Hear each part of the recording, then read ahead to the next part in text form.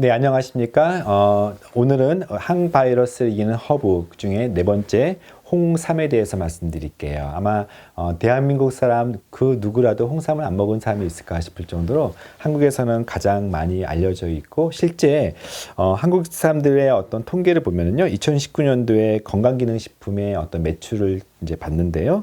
이 건강기능식품이 굉장히 큰 시장이에요. 한 연 매출이 약 4조 정도 되는 큰 거대한 시장인데요.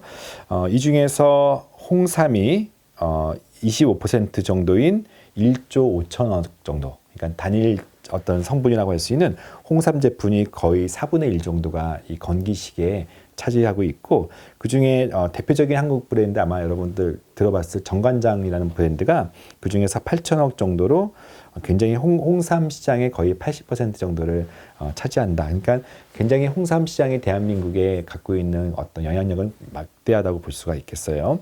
역시 이제 사람들이 면역이 좋아져야 돼 하면서 사스 때부터 또 메르스 때부터 또 요즘은 코로나 시기에 이 홍삼을 매개로 해서 이런 건강기능식품에 대한 어떤 구매들이 대폭 증가가 돼요. 그래서 오늘은 저희가 홍삼이 정말 바이러스를 이기는 많은 증거, 어떤 근거를 가지고 있는지를 한번 쭉 보도록 하겠습니다.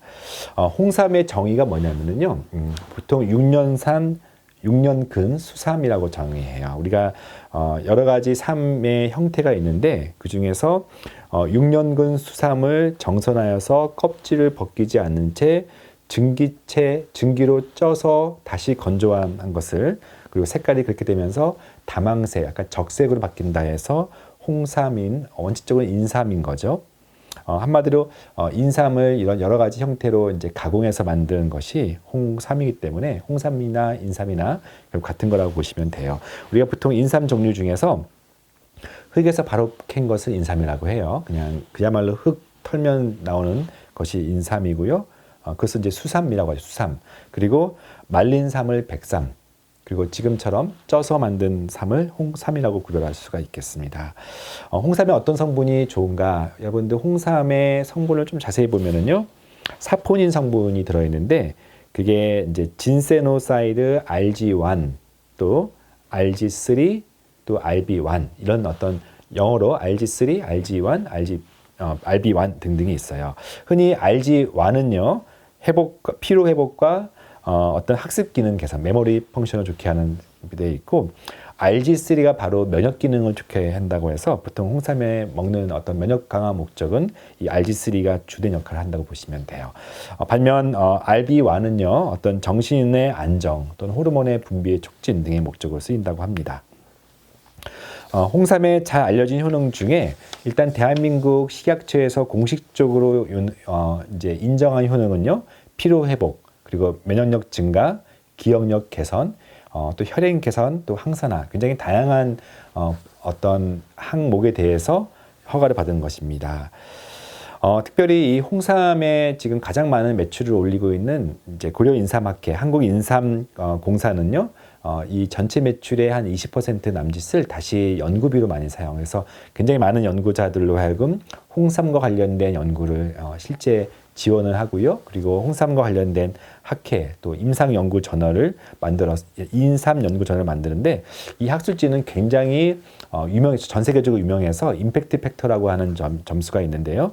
피인용 지수가 무려 4점을 넘을 정도로 많은 전 세계의 어떤 과학자들이 이 홍삼과 관련된 이 연구 페이퍼를 굉장히 많이 인용한다라고 보시면 되겠어요. 그래서 단순히 홍삼을 많이 파는 게 이 역할이 아니라 거기서 많은 근거를 가지고 우리 몸속에 어떤 도움이 되는지. 근데 자, 오늘 주제가 항바이러스이지 않습니까? 그래서 항바이러스와 관련된 홍삼 연구를 잠깐 제가 좀 소개를 시켜드릴게요. 근데 지금 제가 한번 찾아보니까요, 2020년 5월 기준으로 대략 37개 정도의 홍삼 연구가 바이러스와 관련된 연구들이 있었는데요. 근데 그 중에 상당 부분이 HIV라고 하는 에이즈 바이러스, 그리고 우리나라의 많은 B형 간염과 C형 간염에 홍삼이 도움이 되었나 연구에 좀 집중이 되어 있었어요. 항바이러스 중에 특별히 호흡기 바이러스 대한 연구는 그 중에서 인플루엔자 바이러스, 우리가 독감으로 알려져 있는 인플루엔자 바이러스는 모두 6건 정도가 연구가 있었는데 그게 다 임상 연구는 아니었거든요. 그 중에 제가 몇 가지 소개시켜 드릴게요. 2012년도에 미국의 에모리 대학교의 한인 연구자 강상무 교수팀에 의해서 발표된 동물 실험이 있었어요. 홍삼을 준 쥐에서 홍삼을 주지 않은 쥐에 비해서 누가 더 많이 생존했느냐, 그리고 바이러스의 농도와 염증 수치 같은 것들을 이제 봤는데 이 그림에서 보다시피 인플루엔자를 감염시키고 쥐를 관찰했더니 홍삼을 투여한 균이 그렇지 않은 가짜 약을 투여한 쥐보다 훨씬 더 생존을 많이 했다. 그리고 면역 지표인 인터페론 감마가 증가되었다는 것을 발견했어요. 이처럼 비슷한 연구들이 많이 있습니다. 충남의대의 서상희 교수님 팀 같은 경우도 족제비를 가지고, 이제 흰 족제비를 가지고 좀 더 고등동물이죠. 역시 인플루엔자 바이러스에 노출되어 있는 족제비를 가지고 한 60일 정도를 이제 관찰했더니 홍삼을 먹은 그룹들이 더 생존했다. 그러니까 바이러스에 좀 더 잘 견뎠다, 이런 부분들이 있고요. 이런 식으로 많은 동물 연구들이 있었어요. 근데 문제는 임상 연구, 사람을 대상한 연구가 그 많은 연구 중에서 몇 건이 있었나? 제가 찾아봤더니 한 건이 있었습니다. 그것도 2012년도에 전북대학교의 이창섭, 하기찬 교수팀이 있었는데, 즉 30에서 70세의 건강한 사람 딱 100명을 대상으로 한번 홍삼을 먹은 그룹과 홍삼을 먹지 않은 그룹을 대상으로 약 3개월 정도 관찰을 했어요. 3개월 정도면 그 중에서 감기가 꽤 생기겠죠. 그랬더니 감기 등 호흡기 증상이 생긴 발생이 홍삼을 먹었던 균과 가짜약을 먹었던 균이 각각의 24.5% 그리고 44.9%. 이거 이렇게 비교해 보면은 홍삼을 먹었던 그룹이 급성호흡기 발생이 훨씬 적었다라는 것을 알 수가 있겠어요. 그래서 이러한 간접적인 데이터를 가지고 홍삼이 바이러스에 좀 도움되는구나. 그렇지만 특별히 이런 연구들이 좀 더 체계화된 거는 그 홍삼의 명성에 비해서는 좀 부족했다는 것이 아쉬운 상태입니다.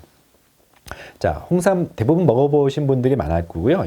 홍삼 먹고 맞지 않는 사람도 있고 굉장히 도움되는 사람들이 있는데 얼만큼 먹어야 될 것인가? 앞서 제가 RG1, RG3, 또 RB1을 말씀드렸는데 각각의 용량들이 다 중요하거든요. 그래서 그 중에서 최근에 홍삼 제품 중에서 이렇게 고영분 함량이라는 것들을 강조해요. 그래서 흔히 많은 뭐 6년근이라는 표현도 쓰고요. 또 어떤 특정 성분들을 강화시키기도 하고요.